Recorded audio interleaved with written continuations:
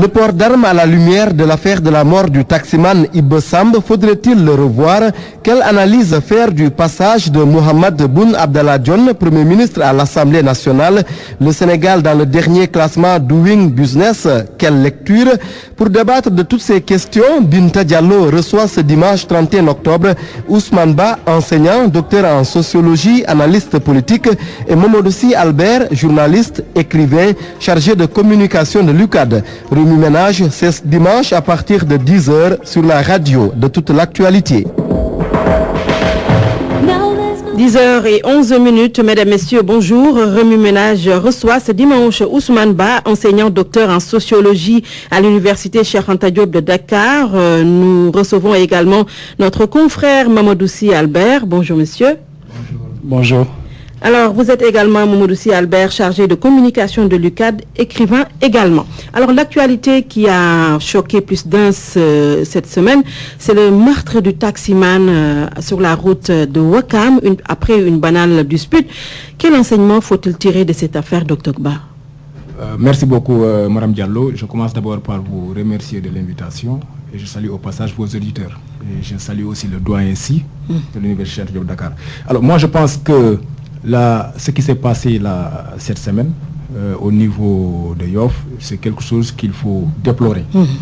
Et moi, en tant que sociologue, je pense que la lecture que je peux donner par rapport à cela, c'est d'abord les principes de socialisation.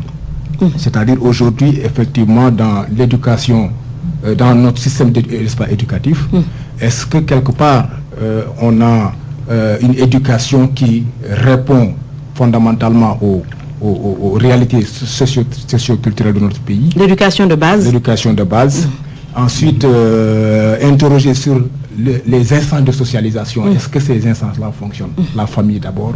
Est-ce qu'aujourd'hui, on a une famille qui, quelque part, prennent en considération l'éducation de base, comme vous l'avez dit, mais l'école aussi, quelque part, effectivement, qui est la deuxième instance de socialisation. Est-ce que cette école-là, aujourd'hui, joue son rôle dans la formation, si vous voulez, par exemple, de nos citoyens? Et troisièmement, les médias. Parce que ce qui se passe, c'est comme un film hollywoodien, quelque part. C'est-à-dire, c'est comme un système, c'est dans les pays occidentaux que nous voyons ces types de crimes. Et en matière de criminologie, je pense qu'effectivement, il serait intéressant que nous voyons nos rapports avec les armes. Autrement dit, dans le passé, c'est vrai, si vous allez au Fouta, vous allez voir effectivement le Peul avec, n'est-ce pas, son arme blanche, etc. Aujourd'hui, effectivement, qu'est-ce qui explique, ou bien quelles sont les procédures pour, quelque part, si vous voulez, par exemple, octroyer à quelqu'un, n'est-ce pas, un port d'armes? Moi, je pense fondamentalement qu'il faut un renouvellement permanent, n'est-ce pas, parce que quelqu'un peut être bien portant et qui demande, n'est-ce pas, le port d'armes. Mais 3 mois, 4 mois, il faut renouveler pour voir effectivement entre-temps est-ce qu'il n'y a pas eu un dysfonctionnement mental. Mamadou Sy, qu'est-ce qui explique selon vous cette violence quotidienne que nous vivons?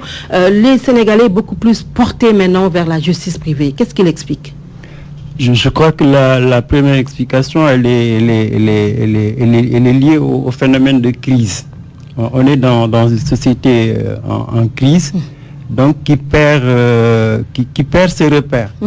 Maintenant, la grosse difficulté, c'est le comportement du citoyen dans un contexte de crise. C'est fondamentalement une attitude individuelle. On est dans une crise, elle est économique, elle est sociale, elle est culturelle, elle est spirituelle. Tous les segments de notre société sont traversés par cette crise-là. Les gens sont déstabilisés dans leur vécu au quotidien. Et maintenant, je crois que là, pourquoi ça nous choque, c'est un comportement individuel. C'est quelqu'un qui est dans sa voiture, qui a son arme, qui prend le temps de sortir son arme et de tuer une personne de façon préméditée. Là, ça nous choque. Mais je crois que le fait, il n'est pas seul. Parce qu'il y a eu des cas antérieurs. Depuis quelques années, on n'arrête pas de signaler des meurtres de cette nature. Mais de l'autre côté aussi, vous avez... les citoyens sont désarmés parce que l'État ne répond plus à ses fonctions de sécurité. Les gens se disent que l'État n'est pas là, il n'assure plus la sécurité, il n'assure plus la protection. Donc je vais moi-même rendre la justice. Et c'est ça peut-être le danger que M. Ba a souligné. C'est-à-dire que c'est une société déréglée. On n'a plus d'éducation, on n'a plus de famille, on n'a plus de communauté, on n'a plus d'État. Ce qui fait que les gens veulent se venger. C'est ça, moi, qui m'inquiète. C'est cette vengeance individuelle-là, le sauve qui peut, pour mettre fin à la vie de quelqu'un. Il faudrait réfléchir également, à mon avis, sur la rue. Hein? Honnêtement, il y a un problème. Il y a un problème de gestion de la rue publique. Les gens ne savent pas, ils n'ont pas le comportement qu'il faut dans la rue. Que ce soit les transports publics, que ce soit les transports individuels, la violence, elle est partout. Partout. Même pour aller prendre de l'essence, les gens se bousculent pour faire... On n'a pas l'habitude de faire le rang. L'injure dans la rue publique, c'est quotidien. Les bagarres, c'est quotidien. Donc, ça veut dire que, bon, il faut qu'on s'arrête parce que cette société-là, elle est déréglée. Et quand justement, si l'État n'arrive pas à assurer de façon objective et concrète la sécurité de ses concitoyens, Dr Ba, comment peut-il réglementer le port d'armes? Est-ce que c'est facile? Les armes blanches, on en trouve partout, les bombes asphyxiantes aussi. Comment l'État peut parvenir à gérer tout cela? Moi, je pense que M. Sy l'a dit tout à l'heure, ce qui est important, c'est que c'est une société qui est en crise. Je pense qu'effectivement, la protection des individus, des citoyens, est dévolue à l'État. Alors, fondamentalement, maintenant, par rapport au rôle de l'État pour la protection de ses citoyens, il va falloir que l'État puisse d'abord non seulement se moderniser son système, si vous voulez, de force de sécurité, quelque part. Et dans un deuxième temps, maintenant, aussi augmenter, c'est-à-dire recruter massivement, si vous voulez, par exemple, des policiers, des gendarmes, etc. Parce que tout simplement, une société évolue. Et dans cette évolution... On avait déjà recruté des agents de proximité, mais on a comme l'impression qu'on ne le sent pas dans cette gestion de sécurité des concitoyens. Mais fondamentalement, si vous voulez aujourd'hui, quelle est la perception des Sénégalais sur les ASP? C'est ça parce que quelque part, je pense que ces gens-là ne détiennent pas une arme, quelque part.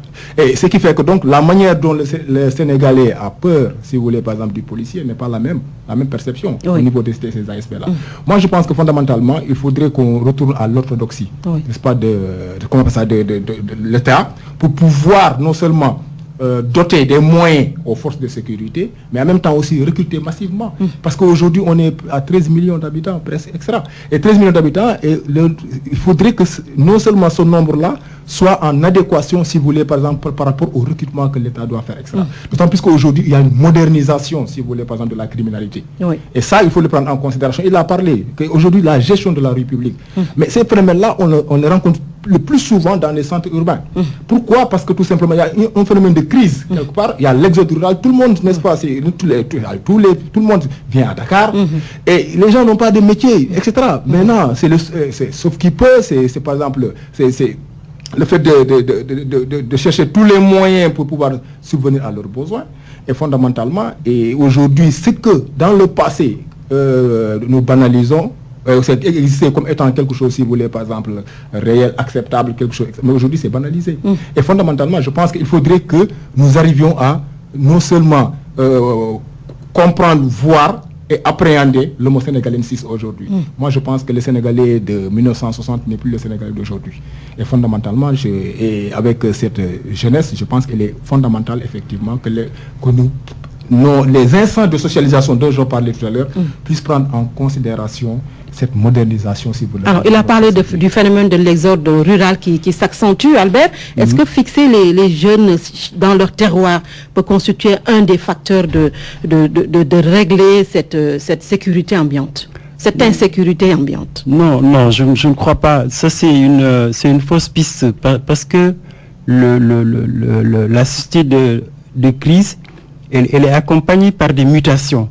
C'est-à-dire que la tendance, c'est qu'on va vers des villes. Le monde rural, il va disparaître.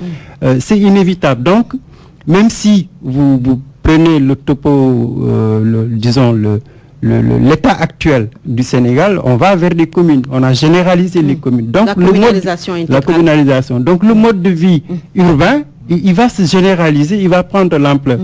Maintenant, comment se fait-il que l'État, qui accepte de mettre en place des politiques allant dans le sens du développement du monde rural vers l'urbanisation, vers l'assainissement, Pourquoi cet État est incapable d'anticiper?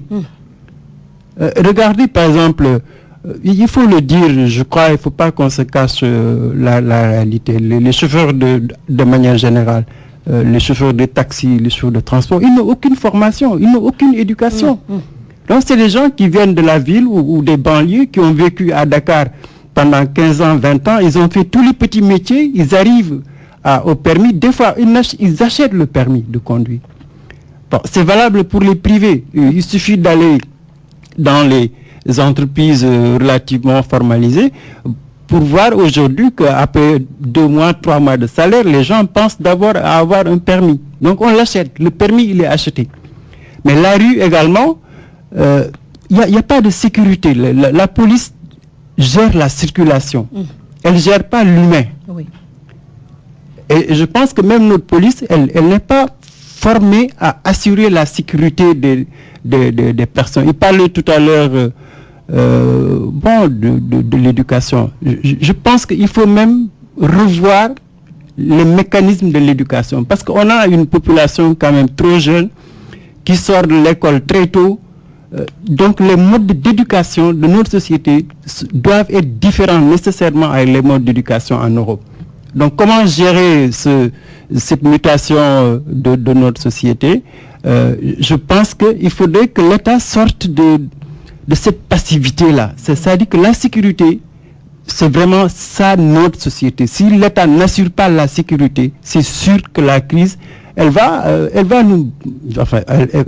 dérégler tout notre système. C'est-à-dire que l'individuel, c'est ça la difficulté de l'État. L'État est incapable de gérer les individus. Justement, quand tout le monde se permet de faire ce qu'il veut, est-ce que c'est parce que dans ce pays, il y a un problème d'impunité qui se pose? Bon, je ne sais pas si on peut parler à ce niveau d'impunité, mais quand même, si on regarde par exemple la manière dont certains sont traités, les dossiers de certains sont traités, certaines élites, etc., politiques, etc., fondamentalement, les gens, à un certain moment donné, ils ne croient plus à la justice. Et je pense que c'est cette distinction qui, de mon point de vue, qui crée ce qu'on appelle une fragmentation au niveau, n'est-ce pas, des citoyens, qui n'est pas bonne, parce que la justice est là pour tout le monde. Et maintenant, c'est vrai qu'en démocratie, on se réclame un pays démocratique où si vous voulez, les institutions marchent. Je pense fondamentalement, nul n'a le monopole, si vous voulez, par exemple, de la violence. Mais quand même, fondamentalement, il faudrait, comme il a dit, revoir le mot sénégalais. Je l'ai dit tout à l'heure. C'est-à-dire, il faut qu'on interroge. Le Sénégalais de 1960 n'est pas le Sénégalais d'aujourd'hui. Absolument. Alors maintenant, il a dit, et on a une forte, si vous voulez, par exemple, tendance de la jeunesse qui est là, et qu'il a dit fondamentalement, les mêmes principes qui existaient dans le passé, ce ne sont pas aujourd'hui les mêmes principes qui sont là. Où sont les leviers de socialisation? Où sont, par exemple, si vous voulez, par exemple, les régulateurs sociaux qui existaient dans le etc. Parce qu'aujourd'hui, il suffit d'avoir un problème dans le quartier que ce problème-là par exemple, est transmis à la justice. Pourtant, il y avait des leviers, par exemple, il y avait des leaders coutumiers qui existaient dans le passé, il y avait des leaders religieux, etc., les leaders sociaux dans le quartier, qui négociaient les extra. Mais aujourd'hui, comme je vous disais, on a l'impression que l'urbanisation, c'est-à-dire, il n'y a plus d'espace, et l'environnement aujourd'hui, les gens n'arrivent plus à respirer, c'est comme si quelque part, on est entassé. Et fondamentalement, puisque les gens sont entassés, effectivement, quand ça fait boum, ça crée une crise fondamentale. Et c'est ce qui fait qu'aujourd'hui, ce manque d'environnement, etc., cette urbanité à outrance, nous pousse, n'est-ce pas, au dernier retranchement des citoyens, à telle enseigne, effectivement, que les gens n'ont plus, si vous voulez, par exemple, cette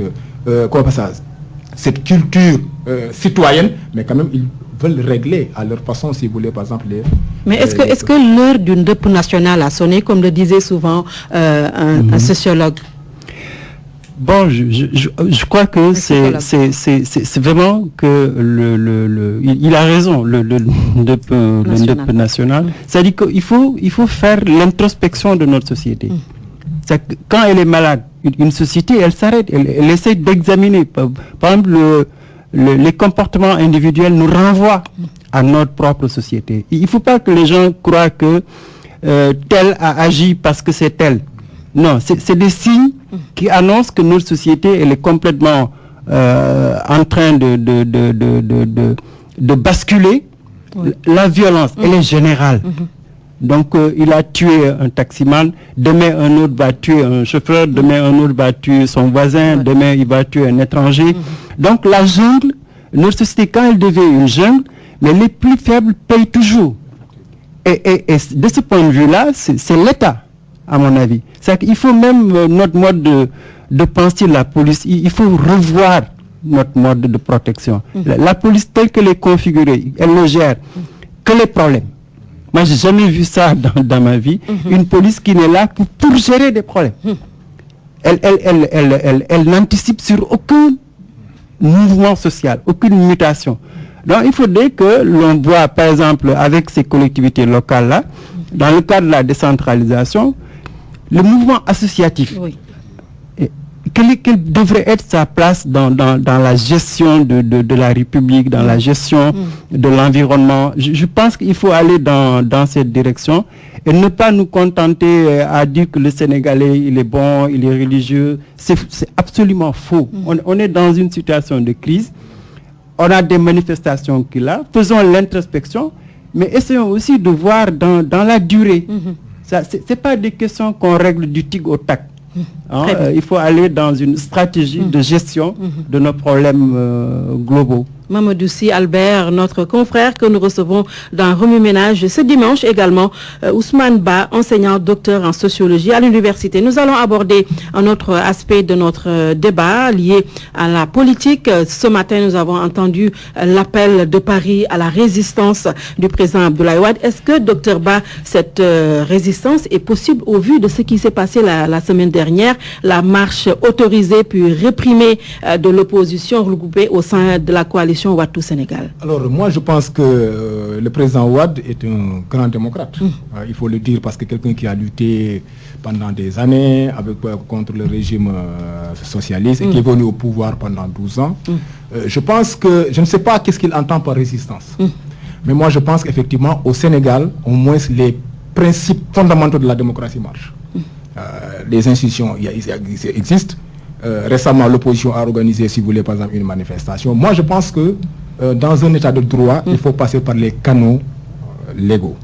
Et pour cela, je pense que fondamentalement, cette résistance ne s'opère que si les partis d'opposition ont un programme qu'ils doivent, par exemple, véhiculer, faire le marketing de leur programme, n'est-ce pas, envers les citoyens.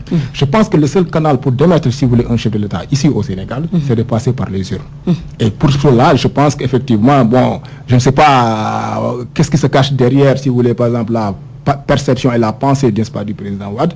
Mais moi, à mon avis, effectivement, au Sénégal, toutes les, si vous voulez, par exemple, les institutions marchent, et les médias font leur travail, etc. Les organisations de la société civile font, n'est-ce pas, font leur travail. Et fondamentalement, je pense que peut-être c'est pour doper, si vous voulez, l'opposition qui quelque part est un peu molle, et on sait le système de Wade, effectivement c'est extra. Mais je pense que l'opposition gagnerait mieux à faire ce que le président Macky Sall avait fait dans le passé. C'est-à-dire aller dans les coins, les recoins du Sénégal, avoir un programme, si vous voulez, par exemple, concret, faire vendre, si vous voulez, ce programme-là. Et je pense qu'attendre aussi les échéances électorales pour pouvoir, si vous voulez, par exemple, bénéficier, si vous voulez, l'aura, mais aussi la confiance des... Mais justement, si aussi aujourd'hui Abdoulaye Wade a fait cet appel de Paris, Mamadou Sy Albert, est-ce qu'il est conscient que cette opposition nouvellement reconstituée ne fait pas le poids face au président Macky Sall, au régime Macky Sall? Ben, je crois que, bon, Abdoulaye Wade, c'est encore le secrétaire général du PDS, donc c'est un leader de parti. Bon, il a émis, je crois, c'est un message, c'est un message très politique. On va vers les législatives, on va vers la présidentielle. Maintenant, le constat qu'on fait, c'est qu'il n'y a pas de dialogue sincère entre le pouvoir et l'opposition. Imaginez 5 ans après l'arrivée de Macky Sall, les questions fondamentales qui étaient là en 2012 sont encore là. Mais il y a quand même eu le dialogue national. Oui, mais c'est de la façade. Les acteurs politiques, à mon avis, jouent à cache-cache. Et on le disait tout à l'heure, la crise et la violence au niveau des Sénégalais. C'est la même chose. Les partis politiques sont dans une crise assez sérieuse. une crise de perspective, que ce soit le gouvernement, que ce soit l'opposition. Aujourd'hui, il l'a dit tout à l'heure, c'est pas forcément pour l'opposition seulement. C'est-à-dire qu'on n'a pas, on a rompu avec les traditions programmatiques. On a rompu avec les traditions de réflexion sur notre société. On ne se projette plus. On vit au quotidien. Donc tout se ramène à un rapport de force physique. Et c'est pour ça que le message de Wade, c'est de dire que allons conquérir. C'est comme ça. Depuis Senghor, l'opposition, elle n'a jamais eu des acquis consolidés. On n'arrive pas à consolider notre démocratie. On est dans une instabilité permanente. Donc, ce qui fait qu'on est on va vers des élections. Donc, Wade, c'est un dirigeant politique, il est expérimenté. Il sait que pour faire bouger les lignes, nécessairement, il faut que l'opposition sorte de sa torpeur. C'est vrai qu'il y a eu une répression. C'est vrai qu'il y a des libertés qui sont remises en cause par l'actuel pouvoir. Mais le plus important, c'est que sur le plan politique, si tu ne pèses pas, tu ne peux pas. Tu ne peux pas faire de bons résultats. Et je crois que ça, c'est un message. Maintenant, évidemment, il faudrait que les citoyens sénégalais soient encore attentifs. Ça dit que ce marchandage-là, il faudrait que les Sénégalais arrivent à... Enfin, ils l'ont dit d'ailleurs. Je pense que c'est la classe politique qui ne veut pas écouter ce message. Ça dit que la violence, les Sénégalais, ils ne sont pas pour une violence gratuite. Ils sont pour un dialogue franc, ils sont pour des institutions solides, ils sont aussi pour un débat d'idées. Et je crois que c'est ça qui fait défaut chez nous. Maintenant, il ne faut pas aussi qu'on perde de vue ce qui se passe à l'intérieur de la majorité. C'est-à-dire que regardez aujourd'hui la violence à l'intérieur du Parti socialiste. Est-ce que c'est acceptable que le Parti socialiste puisse amener ses propres militants, ses propres responsables à la police? Est-ce qu'on n'est pas en train de déraper? On est en train de déraper, mais personne ne voit venir. Ça dit que les élections prochaines risquent encore d'être aussi violentes ou sinon plus violentes que les élections de 2012. De toute façon, on a toujours entendu le président Macky Sall dire qu'il attend l'opposition sur le terrain des débats économiques. Est-ce que cela veut dire que maintenant, cette façon de s'opposer, les marches, les lacrymos, est quand même devenue caduque, que les Sénégalais ont envie d'entendre des projets de société fiables? Le doyen l'a dit tout à l'heure. Moi, je pense qu'on est à la croisée des chemins entre les partis politiques dits classiques et aujourd'hui les nouvelles personnalités qui incarnent les partis politiques. Parce que le problème fondamental, c'est quoi? C'est qu'effectivement, on a tendance à voir les mêmes têtes depuis avant l'indépendance jusqu'à présent.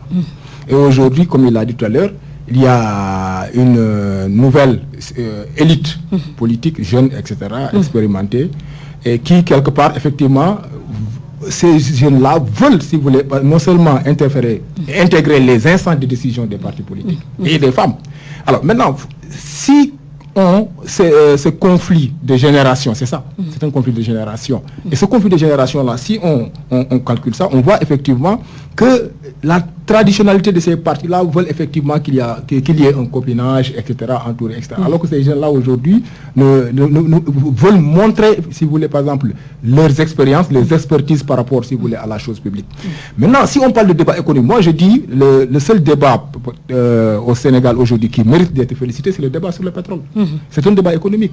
Alors maintenant, le pouvoir, c'est au pouvoir d'orienter, si vous voulez, par exemple, les autres acteurs politiques vers le débat économique. Pourquoi? Parce qu'effectivement, nous, on est là pour observer le régime en place. Donc c'est le régime, effectivement, qui doit orienter. C'est parce que c'est le régime qui doit jouer les jeux. Comme il l'a dit tout à l'heure. D'abord, en parlant de dialogue politique, de dialogue économique, etc. Et aujourd'hui, on parle, si vous voulez, pas des questions économiques, mais ce sont des questions de gouvernance, n'est-ce pas, qui sont là. Et ces questions-là, parfois, on a l'impression que c'est le régime qui ne veut pas discuter de ces questions-là. Ceux qui ont tenté de justement soulever ces débats économiques en ont eu pour leur grade. Je vais parler de la radiation de Sonko. Effectivement, c'est ça la question fondamentale. Et maintenant, qu'est-ce que le régime entend par débat économique? C'est ça. Moi, je pense fondamentalement, effectivement, et si on parle de débat économique, c'est d'abord de voir effectivement le citoyen lambda, le prix de revenu du citoyen lambda aujourd'hui. De voir effectivement ce qui se passe dans si vous voulez par exemple les collectivités locales, en termes de santé, en termes d'éducation, etc. Et d'évaluer ça en termes aussi de taux de croissance. De voir effectivement qu'est-ce que l'État a réellement fait du point de vue économique de l'emploi des jeunes, etc. Et à partir de ce moment donc, je pense que c'est à eux de pouvoir orienter n'est-ce pas, les autres acteurs politiques sur ces débats-là, mais on a vu effectivement que quand ça a commencé, des informations que le peuple dispose, qu'on donne au peuple, etc., je pense que ça fâche quelque part. Et si on a l'impression que la question de la gouvernance dérange, par exemple, nos élites politiques africaines. Alors, on avait promis la rupture dans ce domaine, Albert. Est-ce que ce débat politique est possible dans ce contexte? Je crois que, bon, on est contraint, on est contraint. Ça dit que autant on parlait tout à l'heure de la société. Ben, si on est une société en crise, c'est parce que notre économie ne répond pas à la demande. Il y a une demande sociale qui est là, il y a une demande économique, il y a une demande culturelle. Mais si notre économie ne répond pas à ce type de demande-là, c'est évident que tôt ou tard, on va subir. Et malheureusement, ce qui se passe, la rupture n'a pas eu lieu. Pour la bonne et simple raison, je crois personnellement, que Macky Sall, il a laissé son chemin. Parce que économiquement, il avait fait un diagnostic très sincère de l'économie sénégalaise, en disant que lui, s'il est élu, il va faire un développement structurant. Oui. Mais ça, c'est une analyse assez partagée par l'ensemble des Sénégalais. Il arrive au pouvoir, son programme économique, le Yono côté, il est muselé. On parle aujourd'hui du plan Sénégal émergent. Moi, je suis certain que ça se ramène à des projets. Il n'y a pas une politique économique à proprement parler. Vous regardez l'état de l'agriculture, regardez l'état de notre artisanat, regardez l'état de nos écoles, de notre système éducatif. Ouais. Il n'y a pas une politique économique. Et je pense que soit nous acceptons de mener ce type de débat-là, mais soit on va se plier encore aux bailleurs de fonds. Et c'est ce risque-là qui est en train de se mettre en place. On est incapable de trouver une alternative économique, mais on est contraint. Par exemple, les APE. Oui.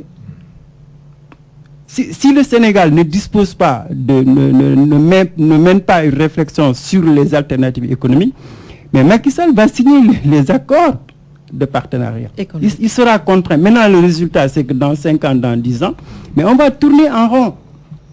Et c'est ça le drame, comme il l'a dit, de l'Afrique. Ça dit qu'on n'associe pas la démocratie et l'économie. On est prêt à nous battre pour nous entretuer, pour arriver au pouvoir, pour des questions démocratiques, pour des questions de gouvernance, mais on n'est pas prêt de mourir pour des questions économiques. Personne ne se bat aujourd'hui pour développer sa commune, pour développer son département, pour développer... Il n'y a aucun débat aujourd'hui au niveau des départements, par exemple.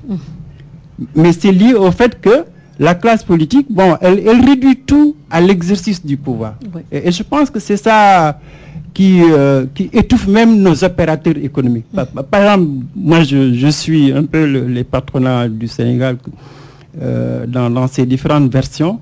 Mais voilà des opérateurs sénégalais qui sont là depuis 5 ans, c'est les mêmes questions qu'ils posent. Les mêmes. Donc ça veut dire qu'il n'y a pas de réponse politique aux questions économiques, à nos propres opérateurs économiques.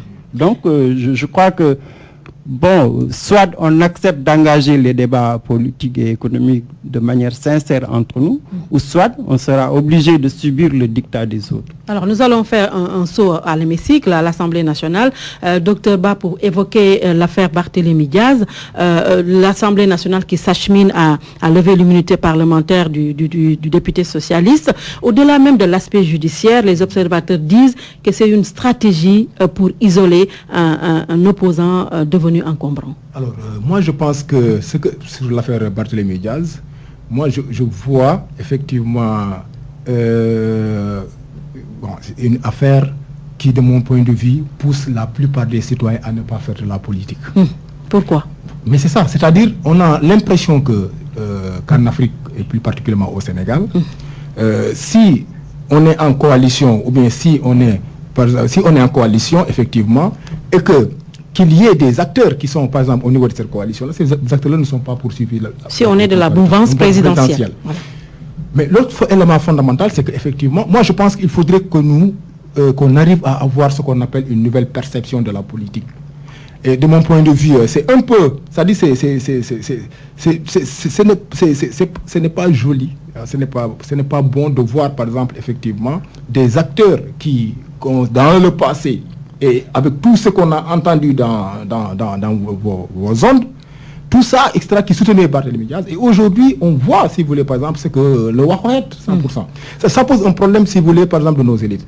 Et j'ai l'impression, fondamentalement, que les acteurs, c'est-à-dire tout ce régime, comme l'a dit tout à l'heure le doyen, sur, n'est-ce pas, des questions politiques.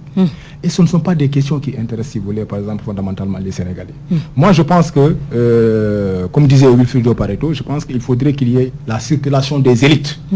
Mais il ne faut pas que ça soit, si vous voulez, par exemple, une groupuscule extra de personnes qui incarnent, c'est-à-dire qu'il n'y ait pas de partage équitable de nos ressources, mais quand même qu'il y ait, par exemple, une petite élite, si vous voulez, par exemple, qui gère. C'est ce que je vois sur l'affaire n'est-ce pas, de Barthélémy Diaz. Et fondamentalement, je pense qu'on va vers ce qu'on appelle des négociations, etc. Voilà, donc c'est peut-être des tractations. On va vers les manipulations qui, de mon point de vue, effectivement, n'honorent pas notre justice dans ce sens-là. Pourquoi? Parce que je pense que dans les assises nationales, on avait parlé, si vous voulez, par exemple, de la mise en place de la Cour de justice, où la justice sera indépendante fondamentalement. Mais voilà, les gens vous disent que les gens du pouvoir vous disent que oui, la justice elle est indépendante parce qu'il y a les magistrats de siège, etc. Mais jusqu'à présent, les maîtres du poursuite, effectivement, ce sont des gens qui, n'est-ce pas, dont la tutelle, c'est le ministère de la Justice. Et moi, je pense que, Madame Diallo, il faut que dans notre système démocratique, que nous puissions évoluer. Mais il a dit tout à l'heure, le doyen, on a tendance à penser effectivement, à oublier ce qui s'est passé presque en 2012. Et là, je pense fondamentalement que les acteurs politiques risqueraient quelque part de ne pas gagner la confiance des citoyens. L'affaire Barthélémy Diaz, une affaire purement politique, Mamadou Sy? Je crois qu'on peut vraiment penser que c'est une affaire strictement politique, parce que la justice ne joue pas son rôle. Je crois qu'un événement qui a eu lieu il y a 2-3 ans, on ne peut pas sortir une telle affaire dans un tel contexte. Il y a une querelle à l'intérieur du Parti socialiste, il y a une querelle à l'intérieur de la majorité. Barthélémy Diaz est à la limite en dehors aujourd'hui de la mouvance présidentielle. À la limite. Il a pris ses choix individuels. Maintenant, ces choix gênent son responsable moral Tanor, ça gêne aussi le président de la République. Et de manière générale, que ce soit le président de la République qui est le chef de la majorité politique ou Tanor, et ce pôle présidentiel n'accepte pas la fronde interne. C'est à la limite un tabou que de discuter des difficultés du Benno Bokk Yakaar. Et Dieu sait que ça fait 3 ans que Barthélémy est constant dans sa critique contre le Benno. Il est constant dans sa critique contre le Parti socialiste. Donc pourquoi, bon Dieu, sortir une affaire de justice dans un tel contexte politique? On peut voir que la dimension politique. Maintenant, l'erreur, à mon avis, c'est vraiment l'erreur de Tanor. Il est en train de mal gérer des problèmes sérieux par une politisation de son parti. Les questions que Barthélémy Diaz pose, ou que Khalifa pose, ou que les autres posent, c'est des questions politiques. Il faut les distinguer des problèmes de justice. Il faut les distinguer également de la majorité. Quand il y a la confusion entre toutes ces affaires-là, évidemment, mais ça ne fera jamais l'affaire de Tanor. Il va être plus isolé.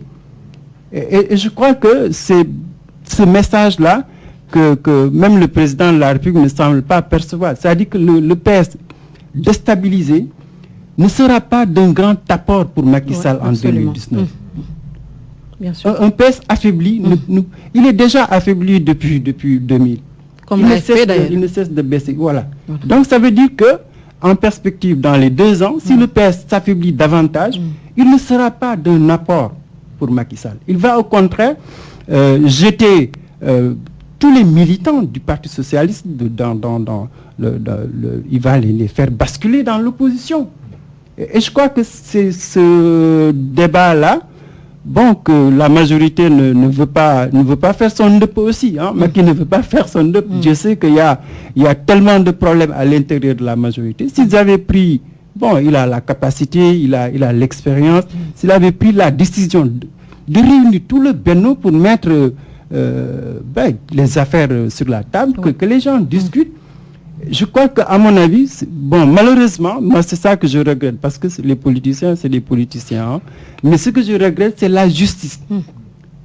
C'est-à-dire qu'on est parti de cette histoire de meurtre, mais qu'on se rassure que s'il n'y a pas de justice équitable, c'est sûr et certain que le Sénégal va plonger dans l'instabilité. Il n'y a que la justice qui peut rassurer les citoyens. Oui, absolument. Alors, nous allons rester à l'hémicycle où le Premier ministre a fait un saut jeudi dernier, Dr Ba.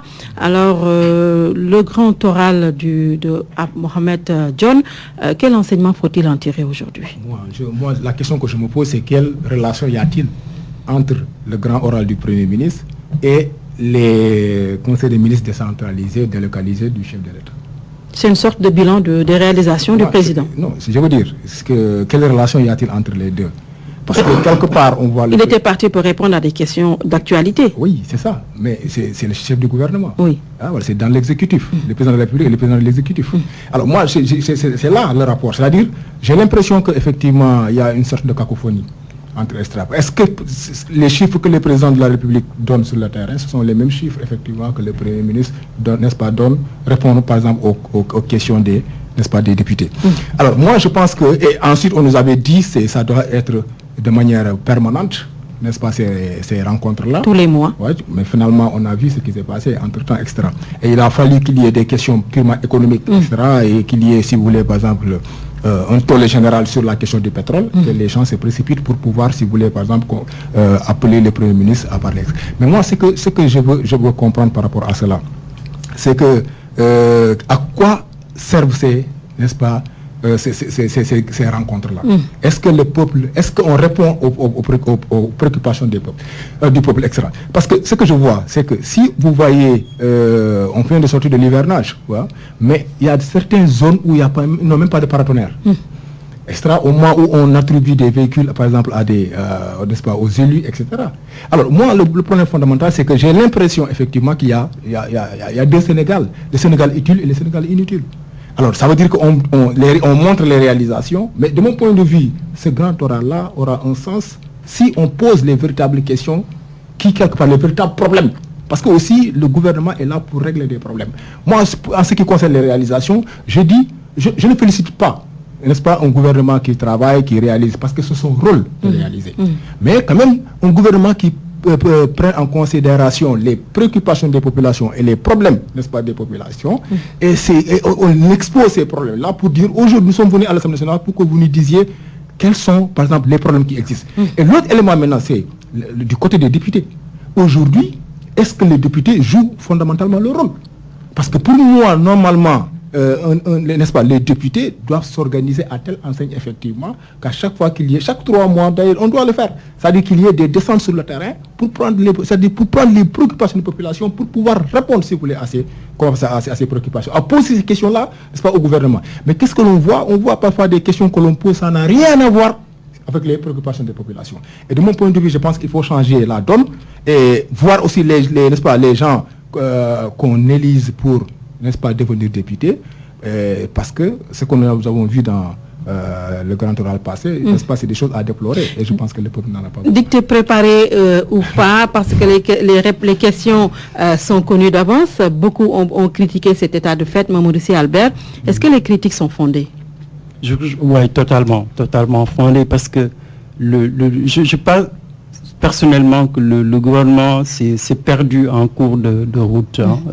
C'était bien la formule du chef de l'État que le Premier ministre aille à l'Assemblée pour discuter. La formule, elle est bonne, elle est acceptable.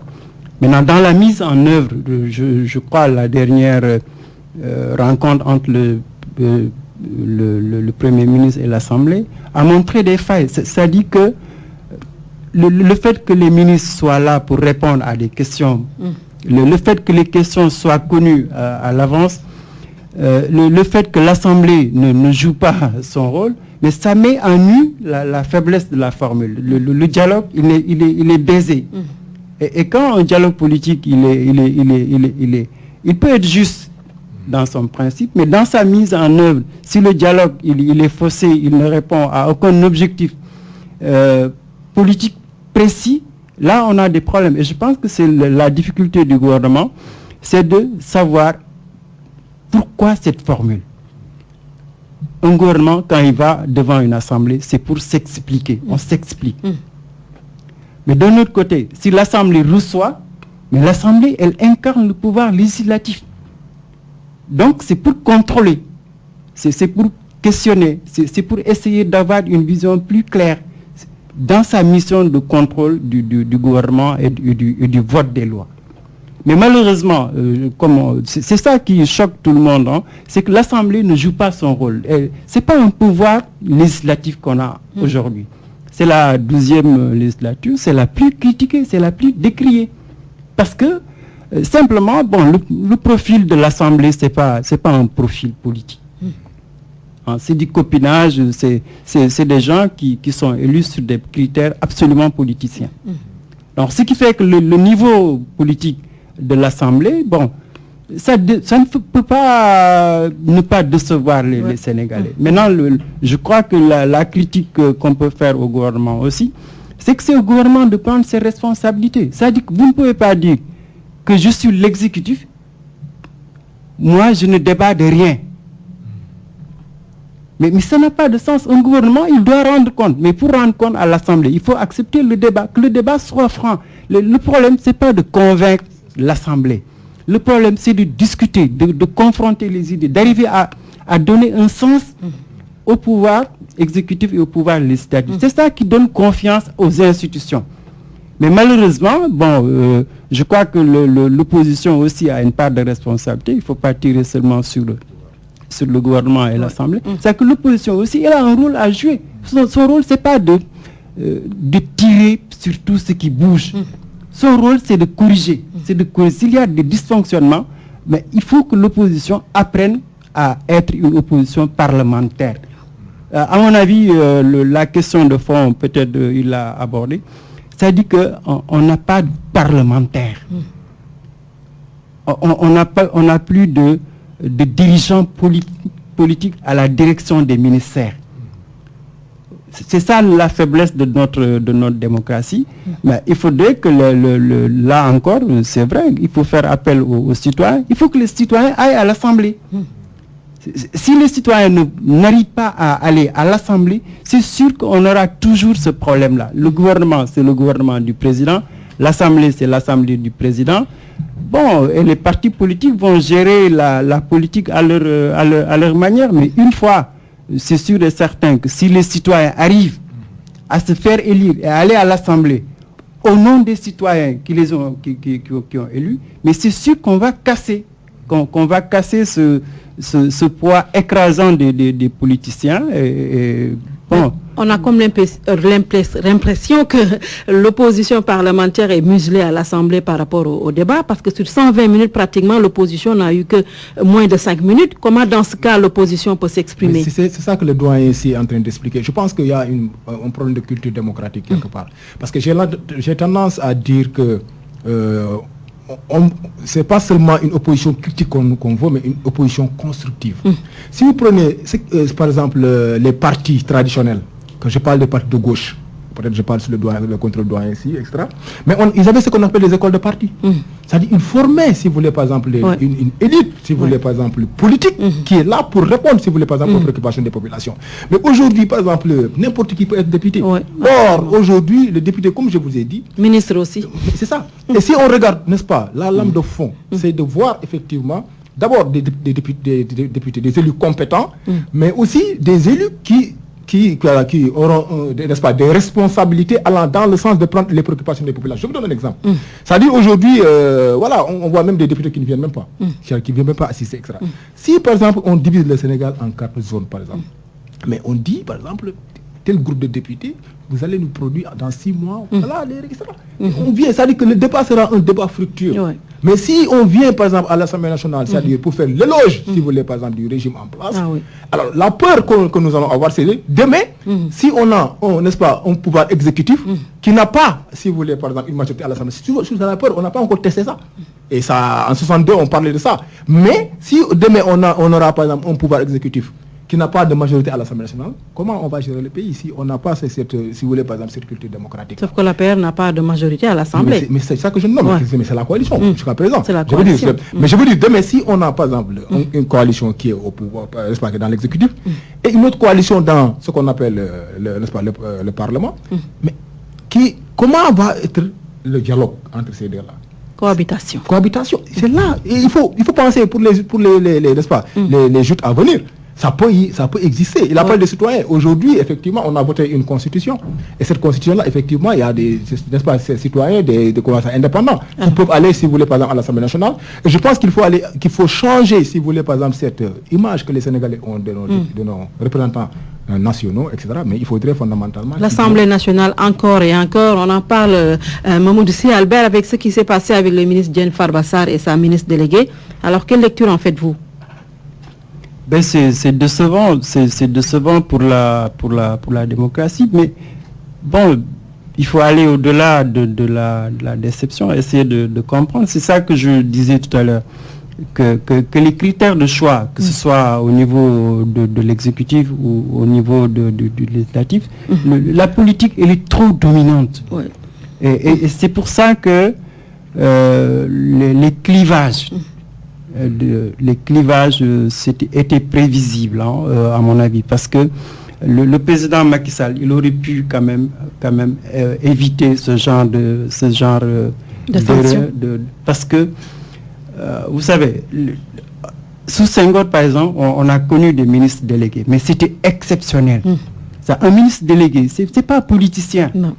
Un ministre délégué, il est choisi sur la base d'une compétence technique.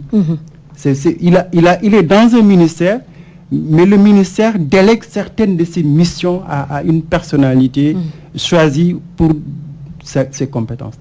Mais malheureusement, bon, je ne jette pas la pierre à mes amis ministres délégués, mais tous les ministres délégués, par hasard, sont choisis sur des bases politiciennes.